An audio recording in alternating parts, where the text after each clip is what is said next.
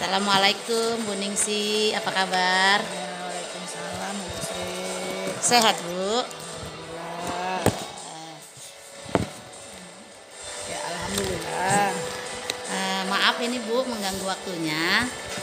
Saya datang ke sekolah Ibu nih di TK Mutiara Bunda, ingin mengadakan wawancara terkait dengan beberapa kasus pengambilan keputusan yang ada di sekolah Ibu. Apakah Ibu bersedia Bu diminta waktunya? Nah, boleh.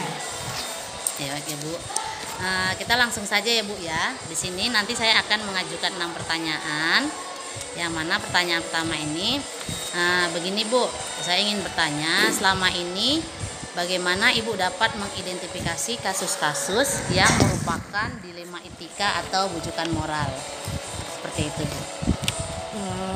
Kalau di TK Mutiara Bunda kami menghadapi permasalahan yang seperti ini, misalkan ada siswa yang sudah beberapa bulan tidak membayar SPP, misalkan itu anak tetap kita berikan kebijakan untuk tetap sekolah. Karena mengapa demikian? Karena di sini kita jangan sekali-sekali membuat anak itu terputus pendidikannya hanya gara-gara SPP. Karena yang bertanggung jawab mengenai pembiayaan ini adalah orang tua. Karena anak-anak itu dia belum lagi mengenal tentang pendanaan, karena sifatnya mereka hanya belajar sambil bermain. Jadi kita memberikan kebebasan anak-anak itu supaya tetap belajar dan tetap aktivitasnya berlanjut seperti layaknya anak-anak yang lain. Iya, itu kalau dilema etika ya Bu ya. Iya, iya. Kalau yang bujukan moral tuh Bu? Kalau bujukan moral yang namanya anak-anak ya Bu Sri ya, terkadang mereka ini suka mengambil barang dari milik temannya, karena bisa jadi mungkin sama rupa, sama apa gitu ya. Jadi diperkirakan itu dianggapnya milik dia. Jadi setiap kali temannya punya bawa yang baru, diambil lagi, akhirnya ini menjadi sorotan bagi kita supaya kita bisa membentuk karakteristik anak yang baik. Kita mengajak siswa tersebut untuk mengajarkan sifat jujur. Nah, di sini kita ajak anak itu mengatakan apa, mana punya kamu sayang, mana punya teman. Kalau punya teman jangan diambil ya sayang, nanti temannya nggak bisa nulis. Seperti itu. Kita tidak boleh menghardik anak-anak jika seandainya dia melakukan suatu kesalahan, apalagi dia masih anak-anak. Kalau kita menghujat, secara otomatis dia akan tidak mau sekolah lagi. Ini namanya anak-anak ya Bu ya. Iya, seperti itu. Iya Bu, bagus sekali nih Bu.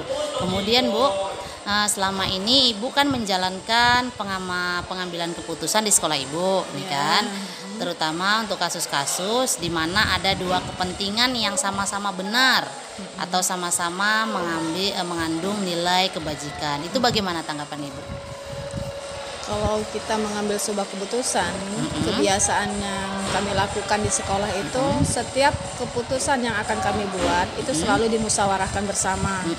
Baik itu awalnya memang berasal dari saya, tetapi sebelum kita sampaikan ke muka umum kepada orang tua atau kepada anak didik, kita terlebih dahulu memusyawarahkan kepada dewan guru dan kepada sosialisasinya kepada wali murid. Setelah itu baru bisa kita menentukan keputusan yang harus kita tetapkan. Seperti itu. Bagus ya Bu. Kemudian selanjutnya nih Bu, langkah-langkahnya gimana nih Bu sebelum Ibu mengambil sebuah keputusan? Itu langkah-langkah yang Ibu lakukan biasanya seperti apa? Kalau langkah-langkah yang saya lakukan biasanya terlebih dahulu saya buat draft planning perencanaan yang akan kita lakukan. Setelah itu kita tawarkan kepada dewan guru.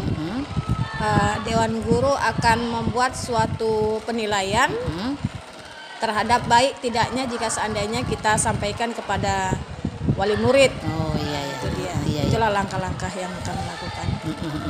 Oke Bu, kemudian selanjutnya nih Bu, hal-hal apa saja ini yang selama ini Ibu anggap efektif dalam pengambilan keputusan? Kalau yang efektif untuk selama ini yang kami lakukan ya seperti yang saya ungkapkan tadi, ya. Sebelum kita membuat suatu keputusan, kita terlebih dahulu memusyawarahkan terhadap keluarga besar dari TK Mutiara Bunda terlebih dahulu, baru kepada wali murid. Oke. Kemudian Bu, apakah Ibu memiliki jadwal tersendiri untuk menyelesaikan sebuah kasus di Lima Etika? Misalkan Ibu membutuhkan waktu nih, ketika ada satu kasus, apakah langsung Ibu putuskan hari itu juga, atau Ibu telaah dulu 1 hari kemudian baru Ibu putuskan gitu? Kalau kita menghadapi sebuah permasalahan yang sangat pelik misalnya yang tidak bisa diselesaikan, itu biasanya saya menyediakan waktu, atau saya terlebih dahulu sudah saya sediakan forum berbentuk WA, misalnya grup WA. Jika seandainya ada permasalahan, itu biasanya kita buat parenpen. Parenpen. Jadi kelompok orang tua itu jika seandainya mempunyai keluhan, itu terlebih dahulu mereka akan menyampaikan di grup. Kemudian setelah langkah selanjutnya, saya akan memusyawarahkan dengan Dewan Guru kenapa terjadi hal yang demikian. Baru setelah itu saya menetapkan keputusan. Oke. Baik ya Bu ya. Kemudian selanjutnya Bu, adakah orang-orang atau faktor-faktor yang selama ini mempermudah Ibu dalam mengambil keputusan atau mendukung Ibu lah gitu? Ya. Kalau untuk mengambil keputusan, selama ini memang semua pihak yang ada di TK Mutiara Bunda itu, baik Dewan Guru, yayasan, wali murid, itu memang sangat mendukung sekali terhadap sepak terjang kemajuan perkembangan TK Mutiara Bunda. Oke Bu. Pertanyaan terakhir ya Bu. Kemudian dari semua hal yang Ibu sampaikan, pembelajaran seperti apa yang dapat Ibu ambil dari sebuah pengambilan keputusan tadi?